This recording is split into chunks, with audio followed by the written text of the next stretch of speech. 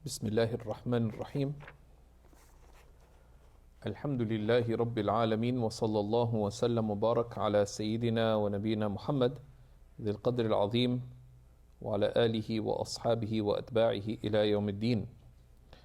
اللهم فقهنا في الدين وعلمنا التأويل وألهمنا رشدنا يا رب العالمين. اللهم أعنا على طلب العلم والعمل به ابتغاء مرضاتك يا رب العالمين. Alhamdulillah. In our lessons on Imam Shurumbulali's Maraqi al-Falah, we have reached the section on wiping over footgear. باب المسح على الخفين. And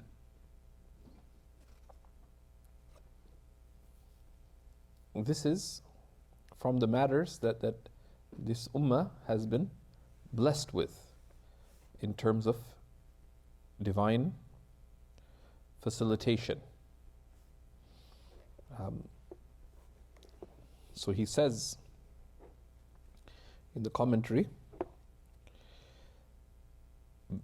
قال الشارح رحمه الله تعالى باب المسح على الخفين, the chapter on wiping over footgear. صح المسح على الخفين في الحدث الأصغر. Right? So the matn opens, it is valid to wipe over footgear from lesser ritual impurity. The commentator begins the chapter by saying in his commentary, ثبت بالسنة قولا وفعلا. The permissibility of wiping over footgear is established by the sunnah, both from the words of the Prophet ﷺ and from his actions. Right? Now, one of the wisdoms of mentioning tayammum first is that tayammum is mentioned in the Quran. Right? While wiping over footgear is established from the sunnah. Secondly, tayammum is a full substitute for tahara, whereas wiping over footgear is a partial substitute for one of the component acts of tahara, of wudu. And both considerations entail putting it second. And then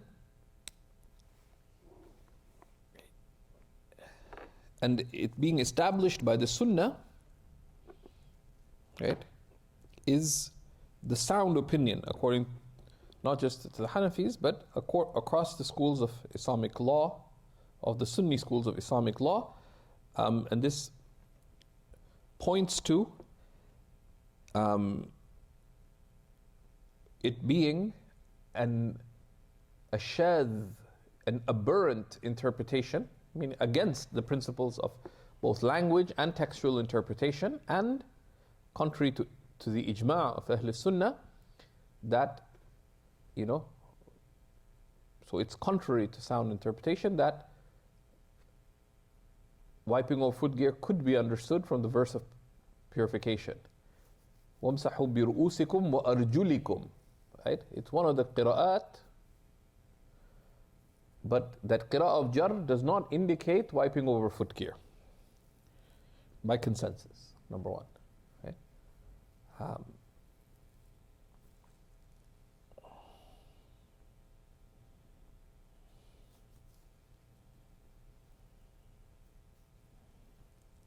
And wiping over footgear is also from the khasa'is of the ummah of the Prophet sallallahu alaihi wasallam. And then what is the khuff? Right? Now here, even though we looked at mash previously,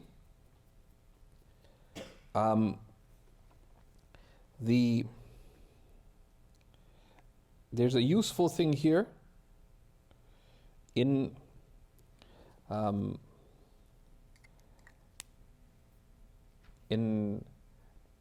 الدر المختار of al-Haskafi, he gives a useful definition of mash. Right?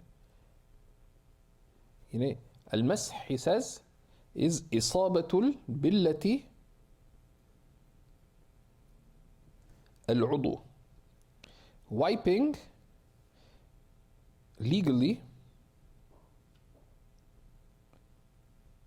is for the moisture to reach the limb.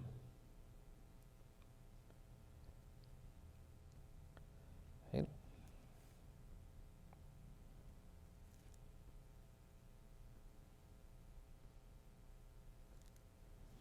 Right? And what's the khuff? The commentator, Imam Shrumbullah, says, al-khuff as-satiru lil-ka'bayn. A khuff is that which covers up to and including one's ankles. Now this is a broad definition, right? أي على وجه مخصوص, right?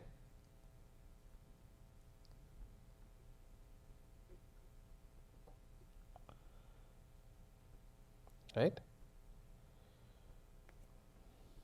Right? Yani. And this is something important to appreciate about many definitions in books of fiqh, particularly, is that these sometimes you have a full definition and sometimes you have a descriptive definition, right? And very often in books of fiqh there are things that are implicit. So he says, al-khuff huwa as-satiru lil-ka'bayn. The khuff is that which it covers, right? But there's something unstated which is coming in the commentary, which is بِشَرَائِطَ مَخْصُوصَ عَلَى وَجْهٍ مَخْصُوص, with particular conditions in a particular manner, right? That's worn in a particular manner, right? Which and in the Tanweer, he actually opens by giving a broad definition of those conditions, right? He says, شرط مسحه كونه ساترا أو ساتر القدم مع الكعب. Right? The condition for validly wiping upon it is that it cover the foot with the ka'b, with the heel. وكونه مشغولا بالرجلين, and it to be upon both feet. وكونه مما يمكن متابعة المشي فيه, and for it to be of those things that is possible to walk upon extensively, right?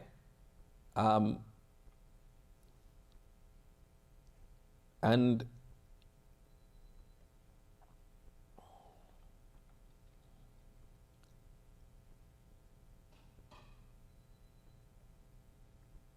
there's, so that tells us a little bit about the conditions, right?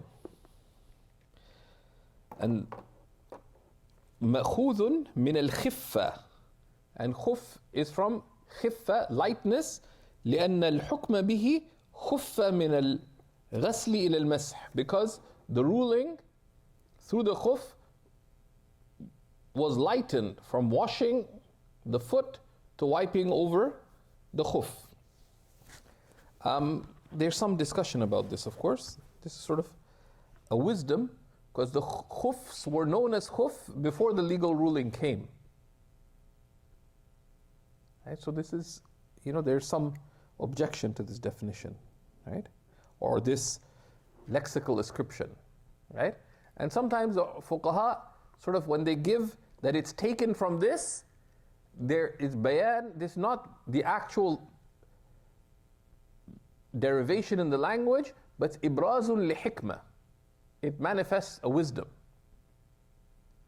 right? Not that this is how the meaning was established. Just as, for example, they say Ramadan was called Ramadan because the month of Ramadan burns away sins. But the month was called Ramadan before the fasting was legislated, right? Sometimes So these are things one needs to pay attention to, right? وَسَبَبُهُ لُبْسُ الْخُفِّ. The cause of being able to wipe, سببه أي سبب جواز المسح على الخفين لبس الخف is wearing the khuf. وشرطه, and the condition for being able to wipe over the khufs, كونه ساترا محل الفرض, that it cover the place of the fard, which is of the washing of the feet.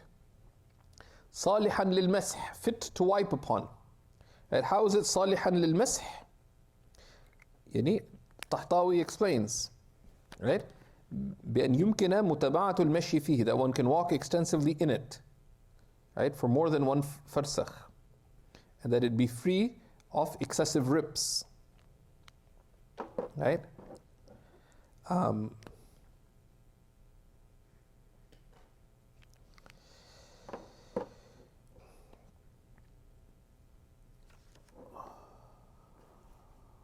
مع بقاء المدة, with time remaining of the time of wiping, right?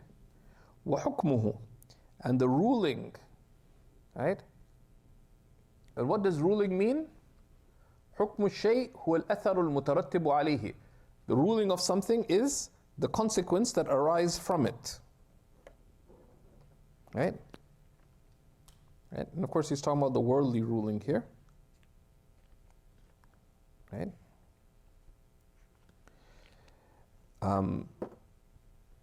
وحكمه, and its ruling, حل الصلاة به في مدته. Its ruling meaning its consequence. What is the effect that is consequent to it? It's the permissibility of praying with it, meaning with this wiping, within the time of wiping. وركنه, the integrals of wiping over khufs, مسح القدر المفروض, it's wiping the obligatory extent, which is how much? 3 fingers of the hand, right? The equivalent of the extent of the 3 fingers of the hand. وصفته, and what is its characteristic or its quality? أنه شرع رخصة, that it was legislated as a dispensation.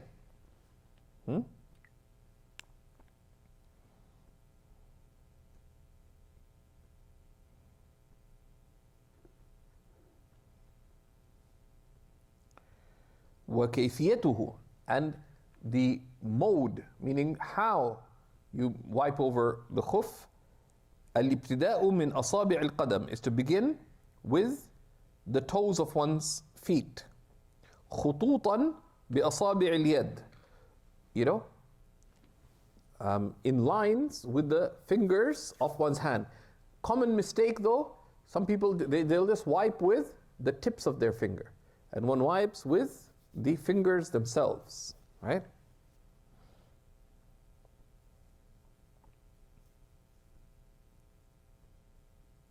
إلى الساق, up to one's shin.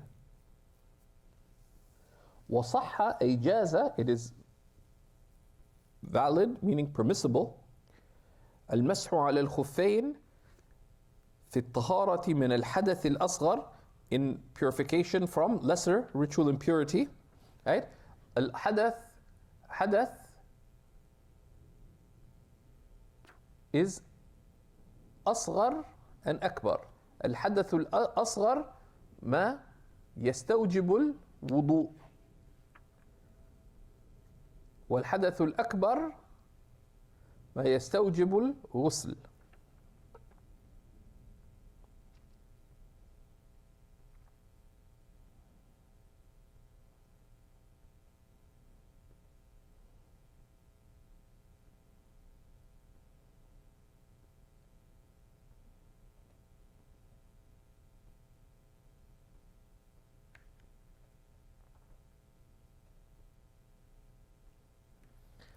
And al-Tahtawi quotes from al-Kafi of al-Nasafi,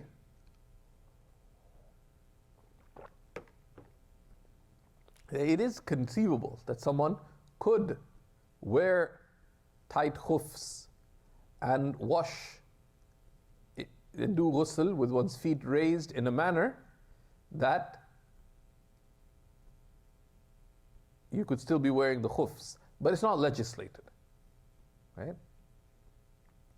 I imagine if you had some kind of really sealed skins, like you could wear them even in the shower and water wouldn't go through, but you still have to take them off,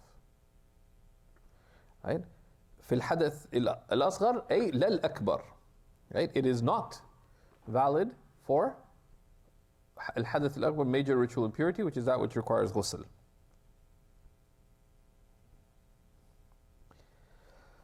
Okay, so it's valid to do so, right? Sahha, it's valid.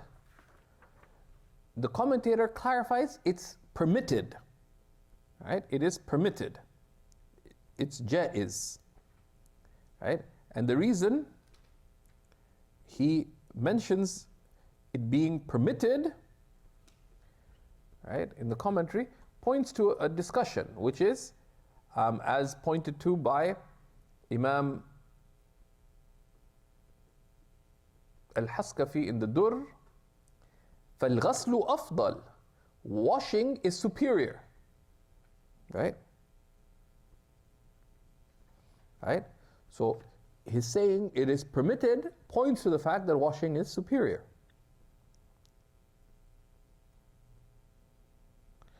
Unless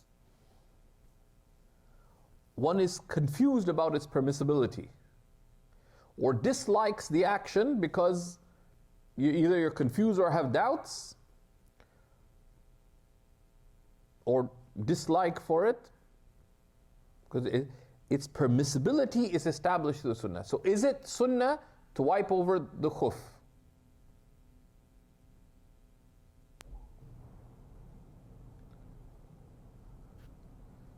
Yes or no? No. It's established from the sunnah. Right? It's sunnatun thubutan. It's established by the sunnah. But what is the ruling of wiping over the khuffs? It is permissible. Right? So you have greater reward for washing. Now, if you intend to take the dispensation out of gratitude, you're rewarded for it, for that gratitude, or for ease, etc.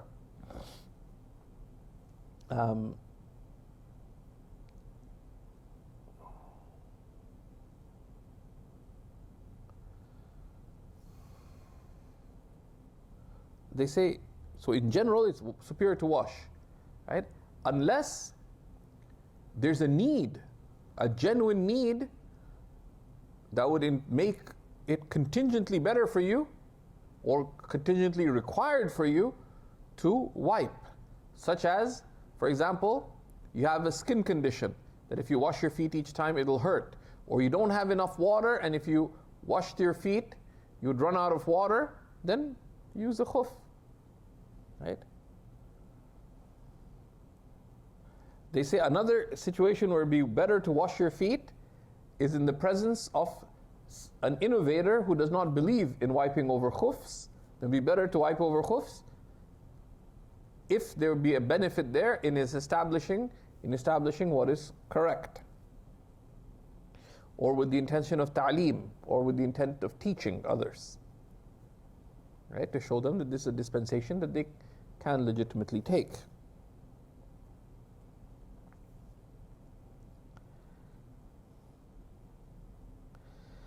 Right? So it's permissible. So he says, let's go back to the commentary. قال رحمه الله لما ورد من الأخبار المستفيضة, because of that which has been related to vastly transmitted reports, right? And they're vastly transmitted. Al-Khabar al-Mustafid, this is one of the categories of a widespread hadith. But, as Tahtawi mentions, حتى قال جمع من الحفاظ إن خبر المسح متواتر كما في فتح الباري. Right? So much so that Ibn Hajar in Fath al-Bari and others said that the hadiths on wiping over khuffs are mutawatir. And it's related from more than 80 of the companions. Right?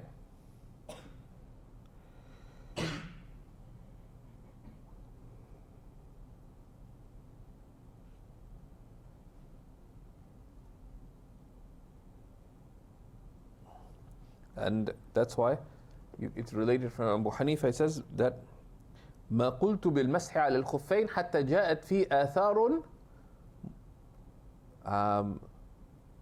مستفيضة كضوء الشمس. Right? I did not, أو كما قال رحمه الله, I did not say that it's permissible to wipe over khufs until reports came regarding it that are so clear, like the light of the sky في رابعة النهار, in the midday. It's so clearly established. Why? Because the command to wash your feet is decisive. And you don't leave a decisive text of the Quran except through a decisive evidence. Right?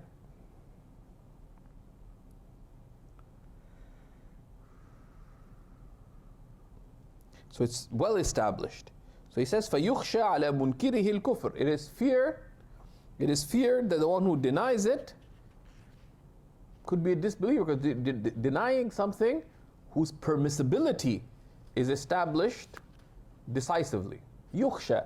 But of course, they could have a shubha, right? So you don't call someone a kafir, but rather, as al-Haskafi says in the Dur al-Mukhtar, فَمُنْكِرُهُ مُبْتَدِعٌ. The one who denies it is a mubtadi'.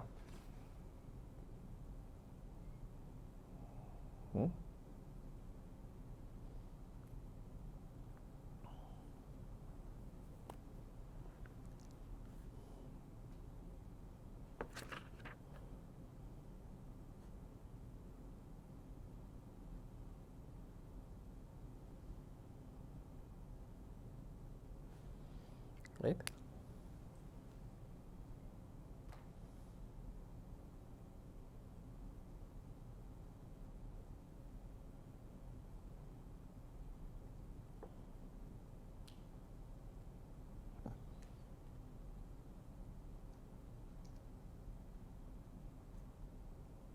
And that's why in some of the works of Aqidah, wiping over the Khuffs, or the permissibility of wiping over the Khuffs, is mentioned as one of the signs of, as one of our beliefs.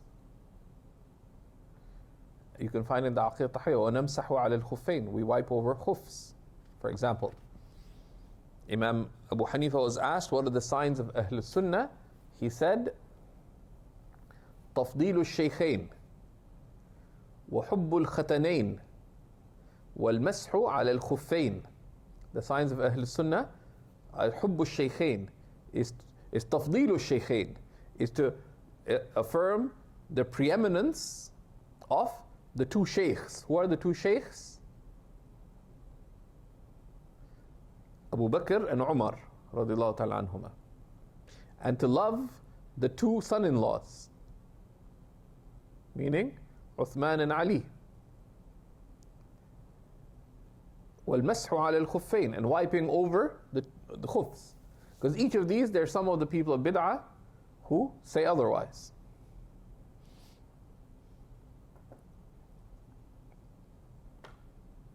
So, فَيُخْشَى عَلَى مُنْكِرِهِ الْكُفْرِ, but يُخْشَى, but they're considered a mubtadi'. وَإِذَا اعْتَقَدَ جَوَازَهُ, but if one believes its permissibility, وَتَكَلَّفَ قَلْعَهُ, but takes the extra effort to take them off, يُثَابُ بِالْعَزِيمَ, أي قَلْعَهُ, أي, of course, قَلْعَهُ لِماذا؟ للوضوء, of course, right? لغسل القدمين, right? In order to wash one's feet, right? You're not rewarded just for taking off your khuffs. You're taking them off, meaning to wash your feet, assuming a rational human being acts only with purpose. لأن الغسل أشق, because washing has greater effort. يعني والثواب في جهة السنة بقدر المشقة. Right?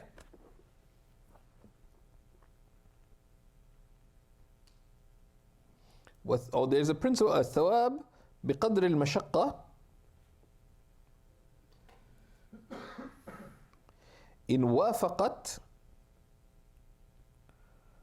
السنة. Right?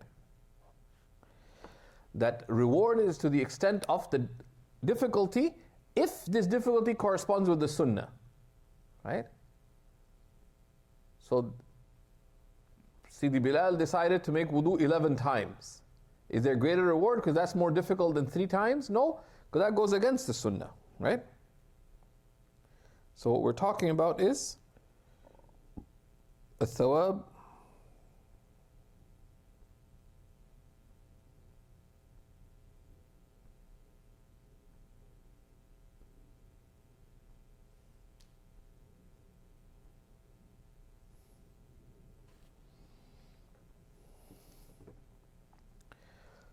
So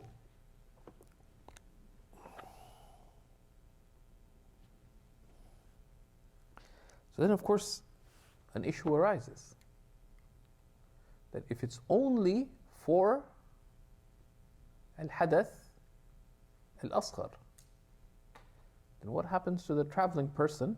So he gives us an issue and its response. وَالْمُسَافِرُ إِذَا تَيَمَّمَ لِجَنَابَةٍ. The musafir, the traveling person, if they made tayammum for major ritual impurity. ثُمَّ أَحْدَثَ حَدَثًا أَصْغَرَ. Then they broke their wudu. وَوَجَدَ مَاءً كَافِيًا لِأَعْضَاءِ الْوُضُوء. And found enough water for wudu. يَلْزَمُهُ قَلْعُ الْخُفِّ. They must take off their khuff. وَغَسْلُ رِجْلَيْهِ. And washing their feet. وَلَا يَصِحُّ لَهُ مَسْحُهُ لِلْجَنَابَةِ. And one cannot simply wipe for the janaba.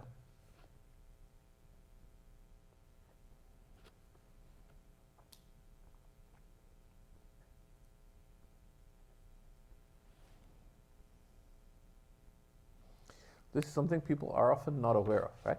So you're on a plane, right? And someone entered into a state of janaba on the plane. Long ride. 16-hour flight from LA to Sydney, let's say. Now you made tayammum for janaba, right? Then you lost your wudu, and there's enough water to make wudu.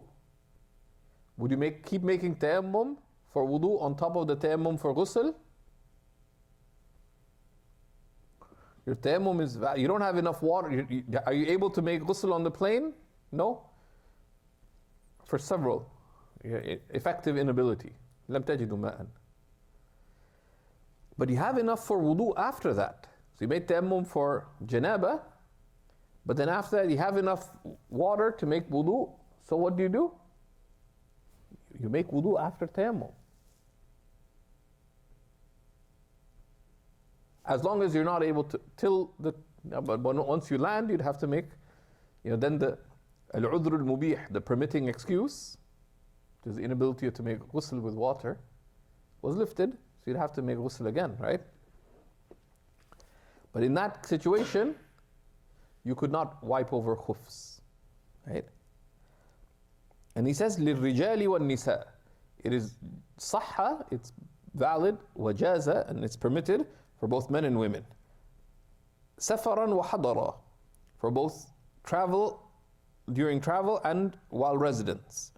للحاجة وبدونها, whether there's a need or whether there's no need. لإطلاق النصوص, because the texts permitting it, لإطلاق النصوص, أي لإطلاق النصوص المبيحة, because of the unconditional nature of the texts that permit wiping over the khuffs.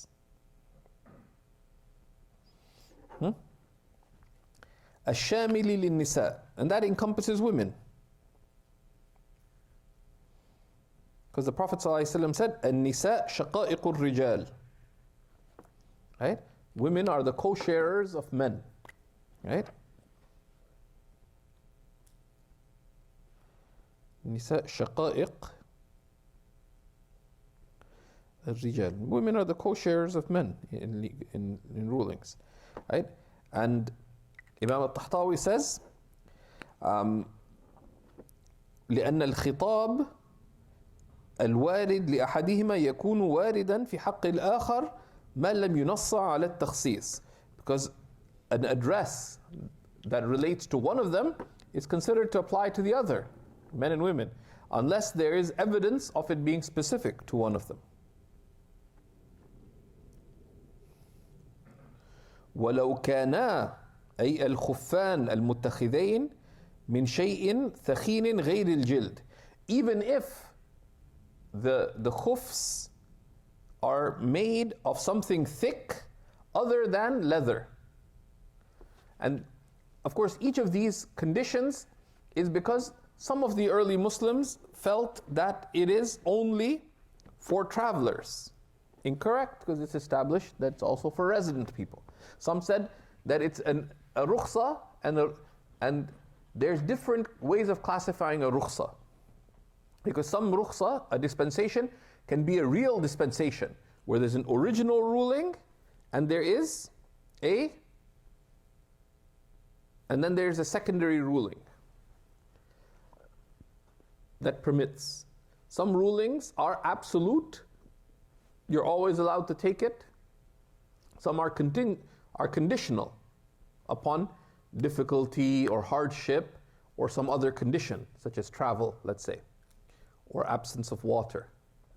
But then there's other dispensations that only look like a dispensation, but they're not, such as shortening the prayer when you're a traveler.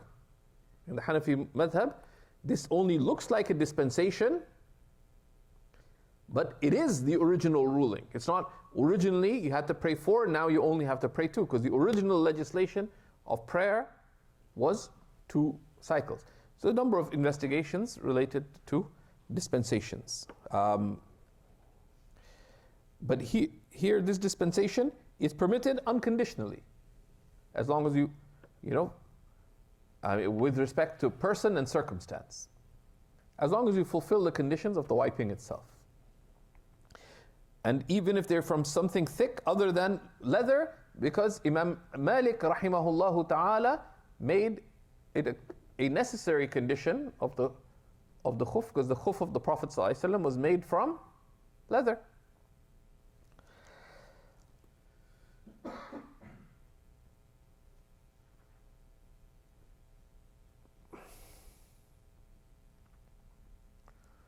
So the fuqaha looked at the meaning, that the khuff is not that the consideration of leather is not in it being leather, but in having the qualities of leather, which are thickness and sturdiness. Right?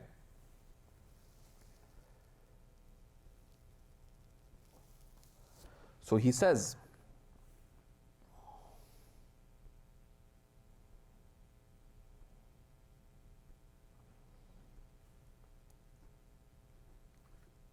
kalibdin, such as felt. Wajukhin. What's juh? What? Broadcloth. What's broadcloth? What the? Yeah, but what does that mean? Right? Defining something with a synonym only works if the synonym is better known and clearer than what you're defining it with. So you say, ما هي القصورة? You say, القصورة هي الغضنفر. I don't know what qaswara is, and I don't know what ghadanfar is. We say ما هي القصورة? You say al-asad. Say, I get it. Right? So it's a thick cloth. وكرباس. Right? What is kirbas? Cotton. Here's where some people have heart attacks. What? Everything we heard was wrong, and they say, but hold on. Because it's not the material that is the criteria, but it has to be thick and sturdy. Right? And there are signs, because what is the underlying consideration? The Prophet ﷺ, the dispensation came regarding the khuff. The fuqaha considered that is it being of leather a necessary consideration? No. Because ultimately, al-ibratu fi shar'i lil ma'ani. What counts in the Sharia is meanings. Just as the Prophet ﷺ brushed with a siwak. Of course, if you do exactly what the Prophet ﷺ did, there's greater reward and benefit, la shak. But what is the meaning of the siwak? It is an instrument, to use an instrument that cleans your teeth and removes bad smell. So brushing with toothpaste fulfills that as well. Bismillah. But what are its qualities? Right? So these are the jumla here is in the place of being a condition. يستمسك على الساق من غير شد, such that it stays on the shin without having to be tied, meaning with something other than itself. So the string on socks, if they're elasticated, that's part of the sock. That's a very feeble shubha, right? Min ghayri shad, without having to be tied, right? So socks tend to be elasticated, right? And that's not considered tying.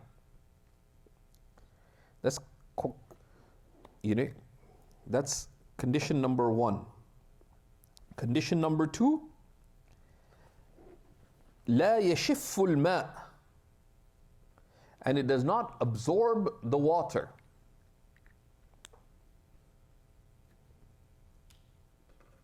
Right? That water does not go through them to the feet. Right? And this is عند المسح. This is an important, لا يشف الماء يعني عند المسح. Right?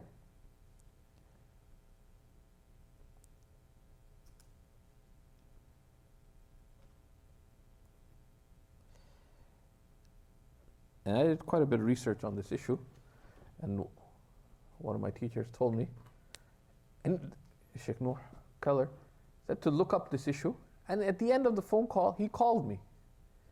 When I was living in Jordan, but he called me, so I was like, so I looked in a whole bunch of books.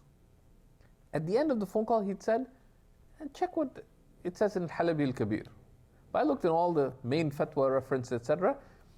Many of them mention يمنع نفوذ الماء عند المسح, that it prevent water reaching when you wipe. That entails that if it does it after, that if water reaches the skin afterwards, it's not a problem.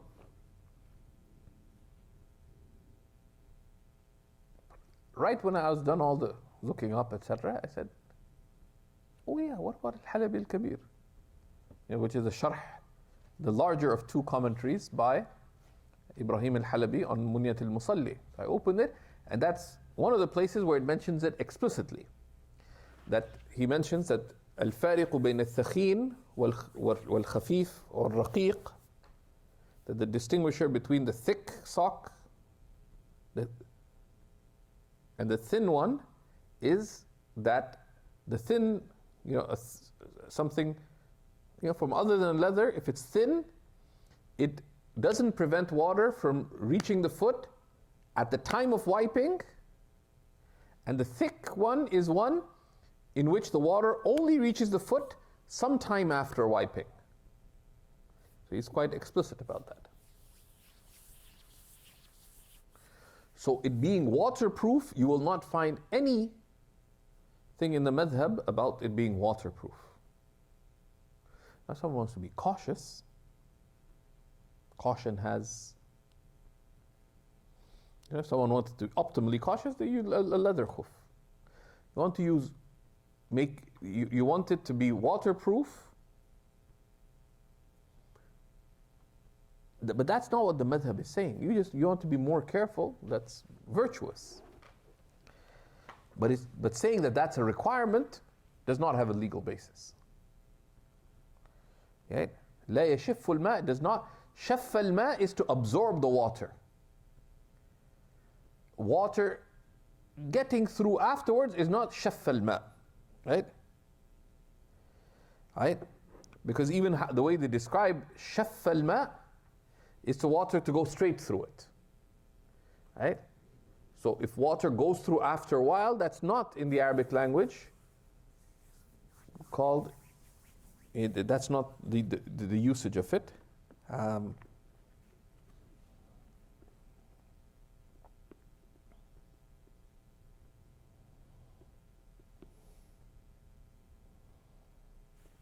Then the commentator, Imam Shurbai, says, وَهُوَ قَوْلُهُمَا. This is the position of Abu Hanifa's two companions.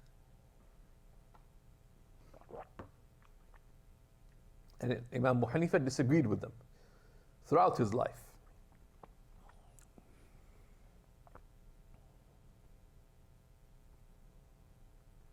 And generally, as we have already been seeing, Imam Abu Hanifa took the position of caution in matters of ibadah.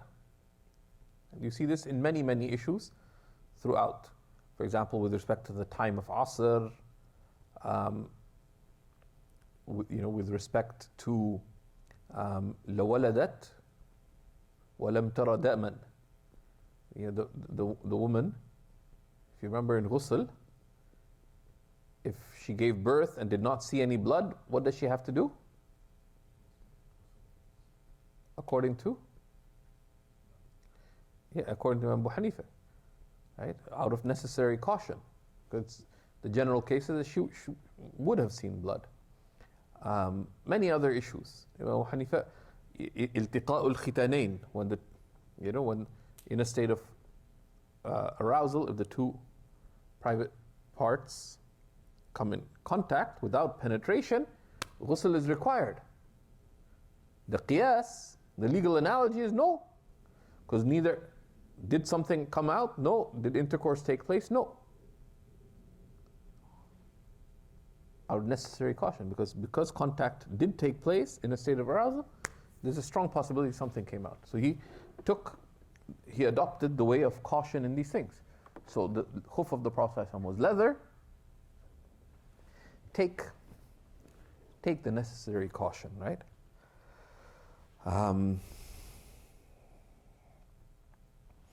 But then he says, وَإِلَيْهِ رَجَعَ الْإِمَامِ. And to the position of his two main students did the Imam return. And as Tahtawi mentions, and this was done 3 days or so before his death. Some said 7 days before his death, right? Right? And not only did he do it, he wiped over his socks, and ثم قال لعواده, and then he said to those who visited him, فعلت ما كنت أمنع الناس عنه. I did what I forbade people from. Right? And they understood from it that he went back on his position. And this is mentioned both in the Bada'i' and Tabyin al-Haqa'iq. Tabyin al-Haqa'iq of al-Zayla'i, Sharh Kanz al-Daqa'iq. But when ascriptions like this are made in text, it's not a bad habit to go and check the original text, because you find there's a lot more to it, right? So when they point to things, at least once in a while, go and check what there is, because there's a lot of benefit, even just here and there. And that's one of the ways, one of the benefits of doing that for a talib ilm is that you see Bada'i al-Sanah, it's this big treasure chests of marvels, right? But these individual issues are like little ropes, right?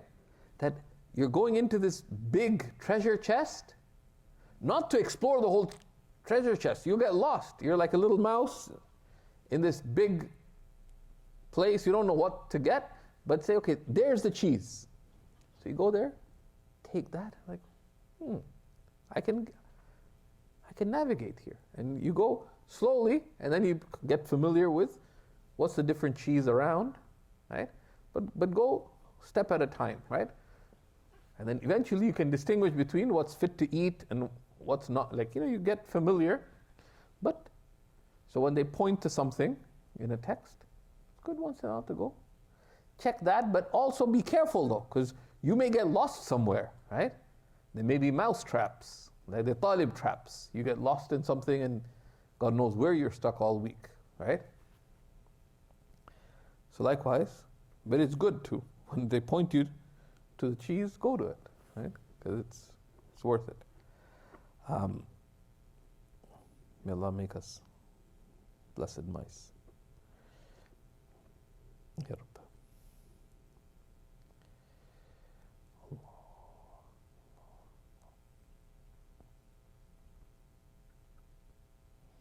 And why is it permitted from other than leather? لأن غير الثخين في معنى المتخذ من الجلد. Because لأن غير المجلد لأن غير الجلد الثخين, because something from other than leather, if it's thick, has the same meaning as something taken from leather.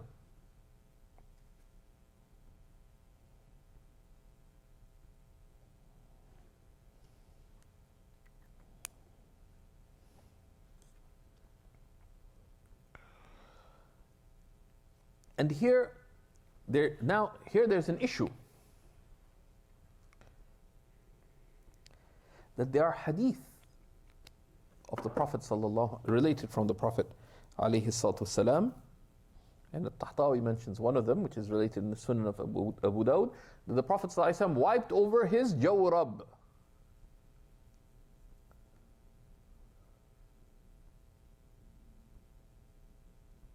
Right?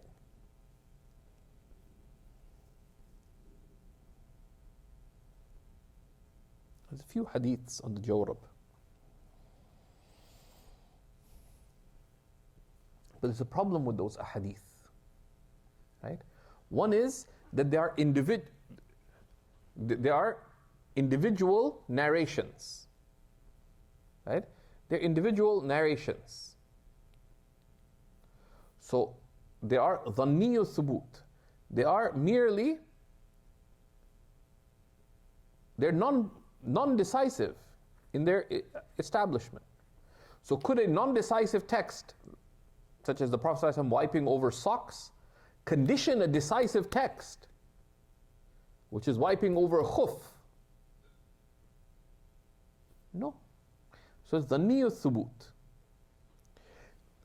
And they're not actually established that strongly. There are criticisms of the transmission itself of them. Although, broadly, the muhaddithin did say that it's established.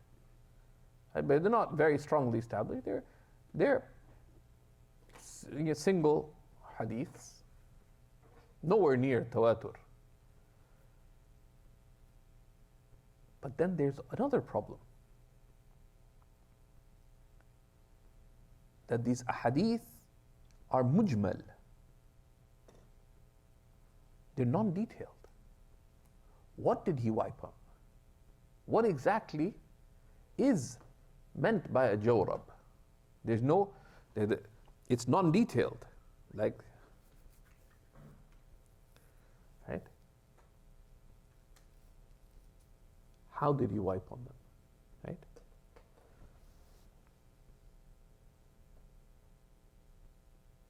So one of the ways is just to leave it and to stick to the khuff that permits, that is established. But the Sahibain and Imam al-Shafi'i and Imam Ahmad took from the hadith of the various hadiths on wiping over the jawrab that leather is not a required condition for the khuff. But because the hadith of the jawrab is non-detailed, what happens? What do you understand? You don't just take an unconditional dispensation from it. How could you leave? How could you leave something? The original ruling was what? Wash the feet. We only left that due to a decisive text, wiping over khuffs. Now, do we leave a decisive text that's already a unique dispensation? Also, the nature of the dispensation of wiping over the khuff is there's two types of rukhsas. الرخصة إما أن ترد على وفق القياس فغيرها يقاس عليها. A dispensation may come in accordance with legal analogy. So you could make analogy of other things for it.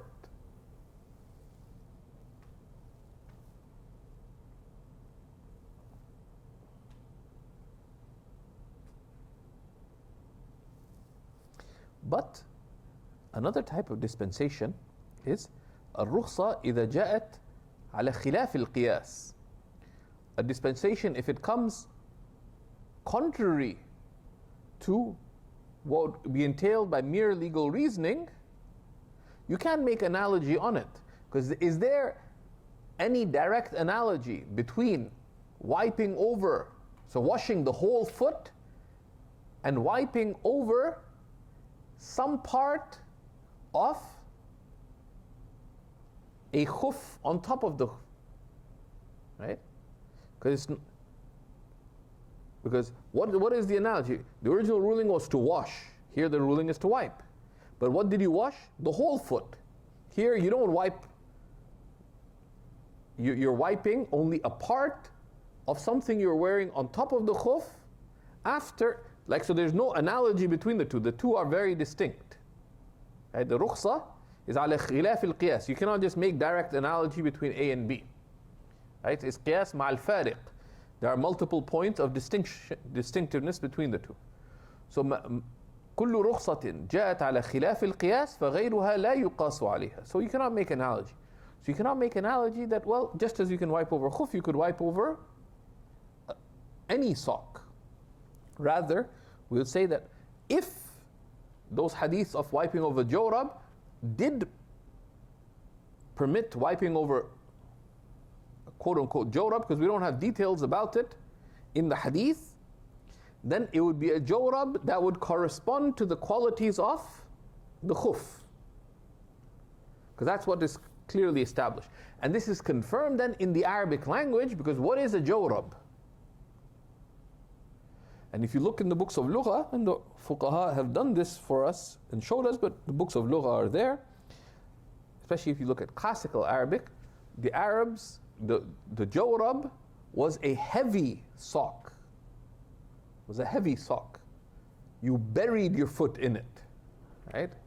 Pretty much, right? And you can see the details of that in its requisite place.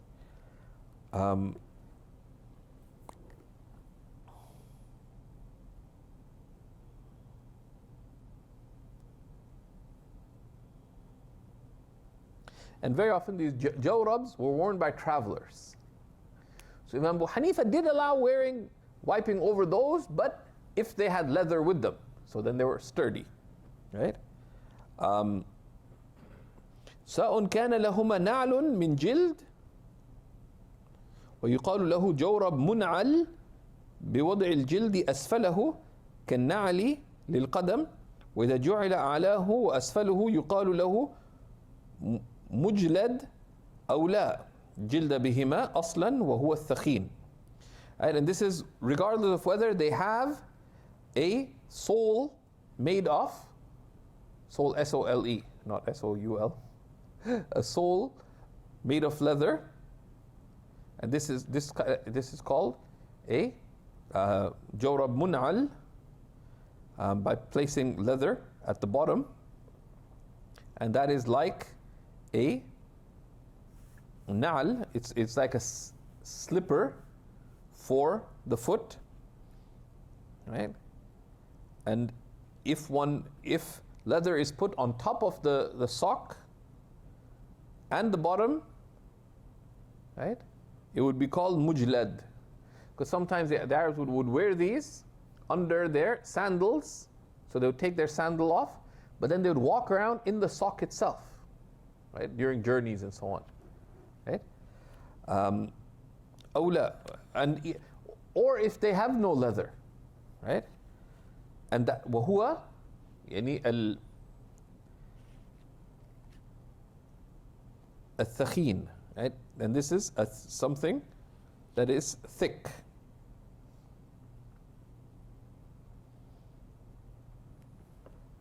So basically, you can wipe over something that is from other than leather if it is thakhin. It's thick, such that it stays on the foot without having been tried, but without having to be tied. It's not see-through, and we'll see that in a second, or in a little bit. It's from the conditions. وَيُمْكِنُ مُتَابَعَةُ الْمَشْيِ عَلَيْهِ. You can walk extensively in it. Either al-mashyu al-mu'tad, what people would normally walk in their day-to-day. And others said فَرْسَخًا فَأَكْثَرُ, which is 3 miles, the Arab miles, about 5.4 kilometers, roughly 4.4, 5.5 kilometers. And 4, that water would not أن يمنع نفوذ الماء عند المسح, that it prevent water from reaching the feet at the time of washing. Right?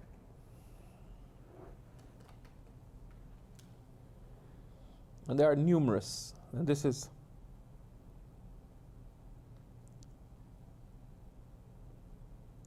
right.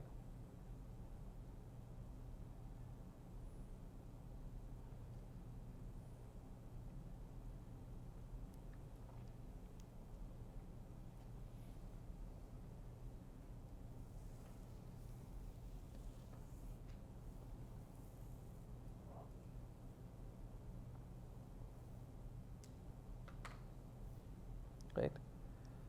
And you can see this in Hajjat ibn Abdin 187, volume 1, page 187, right?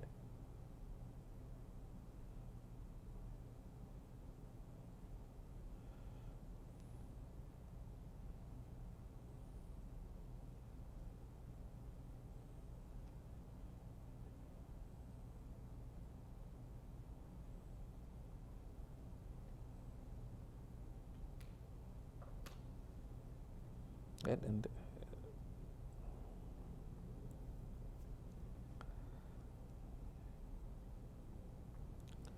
you can see the various quotes regarding that over there.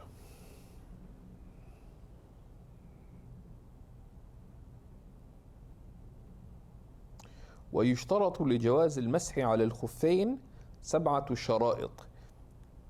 There are 7 conditions for the permissibility and validity of wiping over khuffs. الأول منها لبسهما بعد غسل الرجلين. The first is wearing them after washing both feet. ولو حكما, even if effectively. So you washed one foot, put on the khuff, washed the other foot, and put on the khuff without having lost wudu, of course. But this is contrary to caution, because in the Shafi'i school you have to you need to put them on after كمال غسل الرجلين, after you fully wash both feet.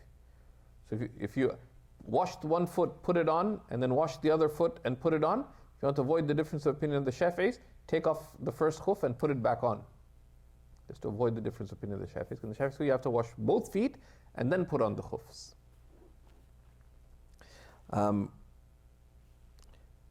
كجبيرة بالرجلين, just as ولو حكما, such as a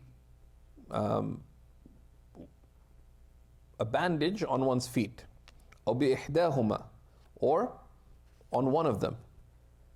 مسحها, one wipes upon it, وَلَبِسَ الْخُفْ, and one can wear a khuf. يَمْسَحُ خُفَّهُ لأن مسح الجبيرة كالغسل. Then one, so if one has a bandage or a cast on one foot, so you can't wash it, then what do?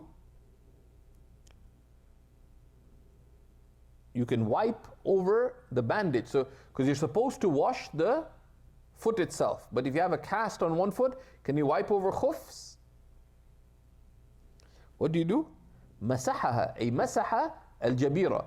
You wipe over the cast. وَلَبِسَ الْخُفْ, أي عليها. Then one puts a khuf on top of it. On top of the cast, for example. يَمْسَحُ خُفَّهُ, and then one would wipe the khuf on top of it. لأن مسح الجبيرة كالغسل, because wiping over, and there's a principle, and when we come to bandages, المسح على الجبيرة كالغسل لما تحتها. Wiping over a cast or a bandage is like washing what is under it. And there are many rulings that derive from it. Some of them are mentioned in the Maraqi. More are summarized in the Hadiyah al-Ala'iyya. Okay.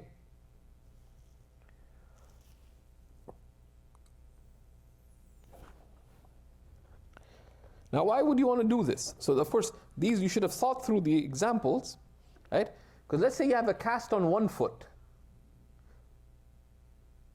Why would you want to be able to wipe over khuffs?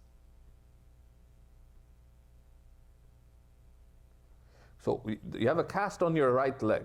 Nasrullah al-afiyah. You can just wipe over the cast. Why would you want to wipe over khuff when you already have a cast on?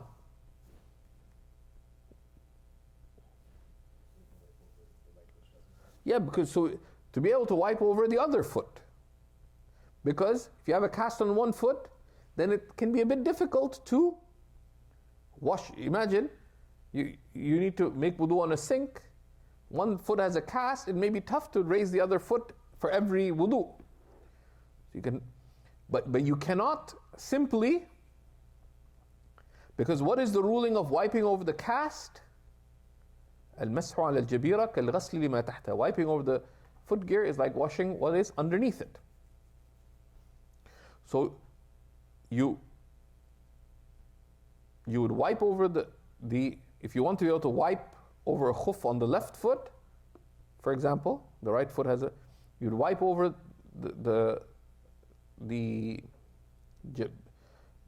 cast or bandage.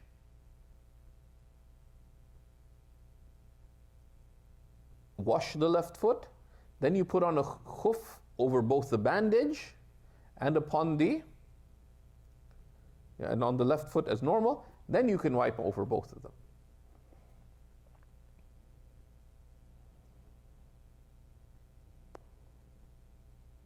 People make mistakes about that kind of stuff all the time.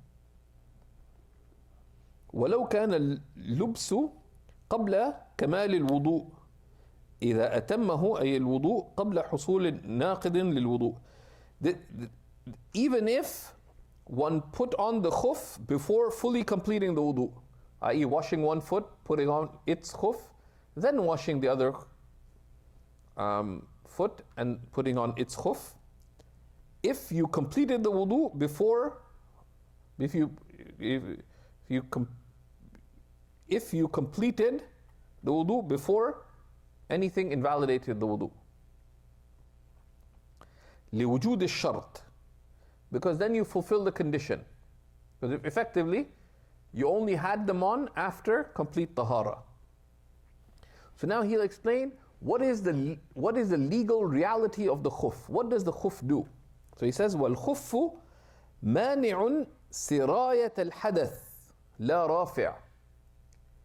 Right? Because what does the khuff do? The khuff is a mani', prevents the hadath from, سِرَايَةَ الْحَدَث أي إلى القدم. It prevents from hadath from reaching the foot. It does not lift the hadath. Right? So it's like a fortress. Hadath comes,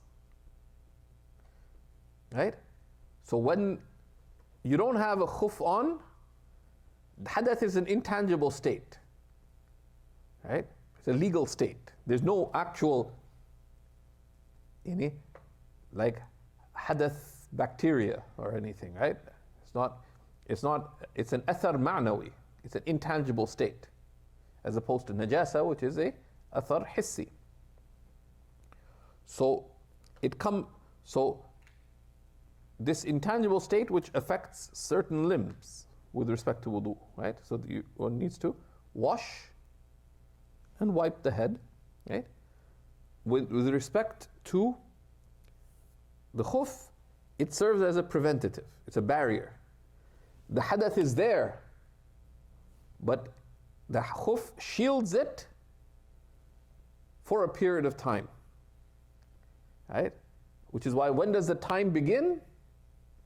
When you put them on in a state of purity, and the first loss of wudu came. So now, the armies of the hadathoids have attacked your foot. But the khuff is now doing its duty. It's preventing the hadath from reaching the feet. But 24 hours later, the khuff's hadath prevention systems fail, and the hadath reaches only the foot. So you just have to wash. وَالْخُفُّ مَانِعٌ سِرَايَةَ الْحَدَثِ. The khuff prevents the hadath from reaching أي إلى القدم.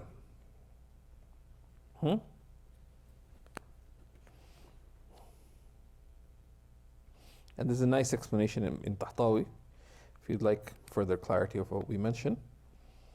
لا رافع. It does not lift the hadath itself. The hadath is there, but it's being shielded. That's from the intangible reasons why you would prefer to wash your feet in itself. It's anza, it's superior. Without the other one having anything negative, it's completely permitted without any dislike.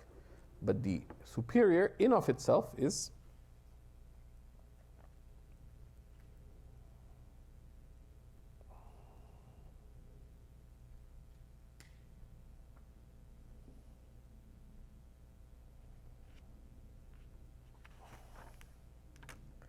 then he says, وَإِذَا تَوَضَّأَ الْمَعْذُورِ. If a person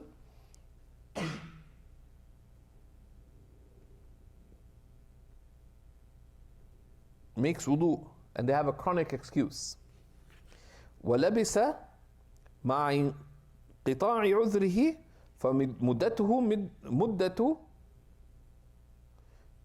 فمدته مثل غير المعذور. Right?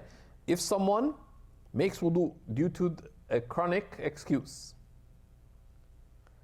and they put it on when their excuse was not taking place, so they have a nosebleed, for example. Because what's happening if their excuse is ongoing? Right? Nosebleeds, hadath attacks. Right? So if you have an ongoing nosebleed, and so we would say your wudu is valid out of the necessity of what? Being able to have a wudu. Right? Someone has a established chronic excuse of a nosebleed. So they put on one khuff, nosebleed still happening, chronic excuse. So if the udhr is paused, no nose bleeding took place, and they put on their khuff, then what happens? فَمُدَّتُهُ مِثْلُ غَيْرِ الْمَعْذُورِ. Their duration for wiping is like that of the person who does not have a chronic excuse. وَإِلَّا, otherwise, تَقَيَّدَ بِوَقْتِهِ. Otherwise, their wiping over the khuff would also be out of necessity. فَلَا يَمْسَحُ خُفَّهُ بَعْدَهُ. So one would not be able to wipe over the khuff after, because the wudu of the ma'zur is invalidated by what? Ending of time or beginning of time? Hmm? Ending of the time. بخروج الوقت. And there are differences between our imams about that, right? And here, Imam Tahtawi mentions that the expression in the larger commentary, Imdad al-Fattah, is actually clearer. And you can read it there. Okay. And then he says, وَشَرْطُ الثَّانِي وَشَرْطُ الثَّانِي, the second condition, سَتْرُهُمَا سَتْرُ الْخُفَّيْنِ لِلْكَعْبَيْنِ. The second condition is for the two khufs to cover one's ankles. مِنَ الْجَوَانِبِ, from the sides. فَلَا يَضُرُّ نَظَرُ الْكَعْبَيْنِ. It does not harm, meaning the validity of one's wiping, that one could see one's ankles from above. يعني من أعلى خف قصير الساق, from the top of a khuf that has short, that is short in its trunk. والذي لا يغطي الكعبين. So what if there's a khuf that doesn't cover the ankles? إذا خيط به ثخين كجوخ يصح المسح عليه. If it's stitched with something thick, so it's stitched with something thick, then you can wipe over it. So you have shoes. They don't quite cover your ankles. Could you wipe over them? If you cut a sock, like a woolen sock that's thick enough, and you and you stitched it onto your shoes, you could do it. But if you're just wearing socks and then you put on shoes on top, sock plus shoe, does it become khuf? No, because they're two separate things. You could potentially wipe over the thick socks if they fulfill the conditions of a khuf, but you couldn't wipe over the two of them together.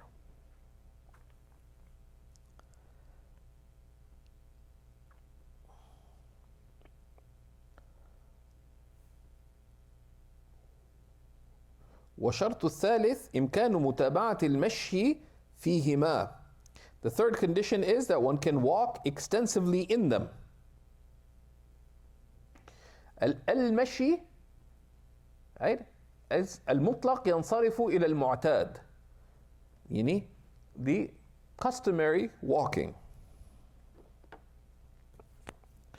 right?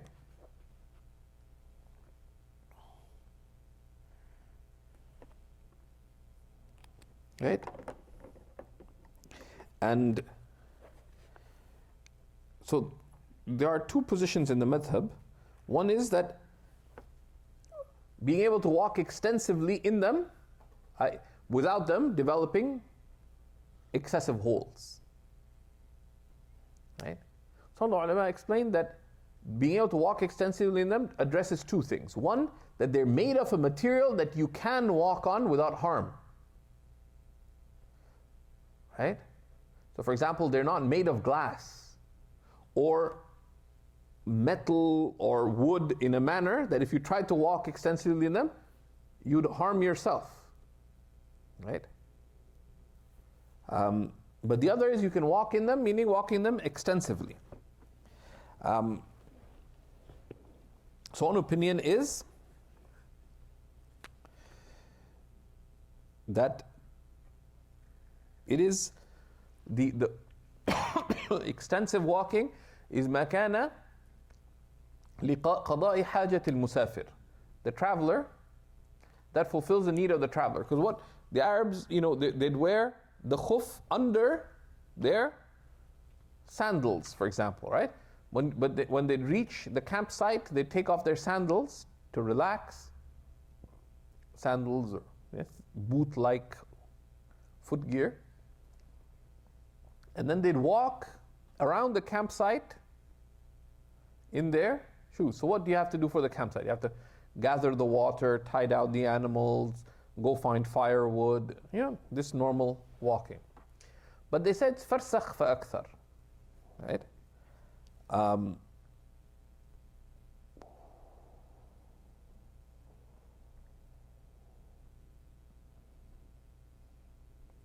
Because he tells them, you should be able to walk extensively in them. What do you mean by extensively, right? So the later fuqaha generally preferred to make tahdeed here, to specify in order to lift confusion. Right?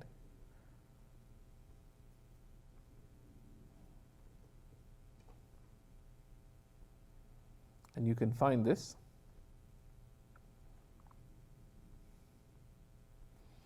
in Hashith bin Abdin. So again, some things are not that clear cut in the madhab, right? So in the Tanweer Absar, Imam At-Tumurtashi says, مما يمكن متابعة المشي فيه. It's possible to walk extensively in, right? But he leaves it general. But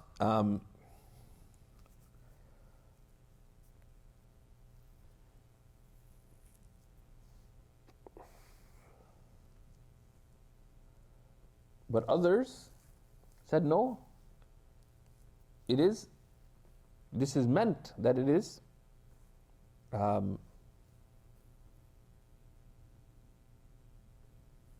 extent of a farsakh. Right? And Ibn Abdin goes into a discussion, and at the end of it says,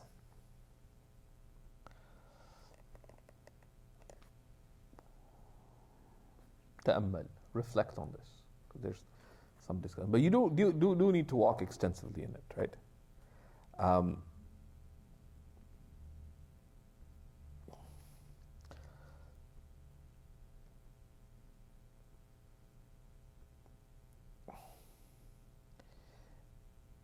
فيهما أي على الخفين فتنعدم الرخصة لانعدام شرطها وهو متابعة المشي. So if you cannot walk extensively, then the condition would be broken, which is that you be able to walk extensively. فلا يجوز المسح على خف صنع من زجاج أو خشب أو حديد. So it's not permitted nor valid to wipe over a khuf made from glass or wood or metal, لما قلنا. If they are such that you cannot walk extensively in, but let's say someone made some high-tech metal khuf that you could, that is liquid metal that it adapts to your foot or whatever, you can walk extensively. The consideration is, can you walk extensively in it without harm or undue hardship? And then he tells us about al-kharq al-mani', if it has an excessive rip.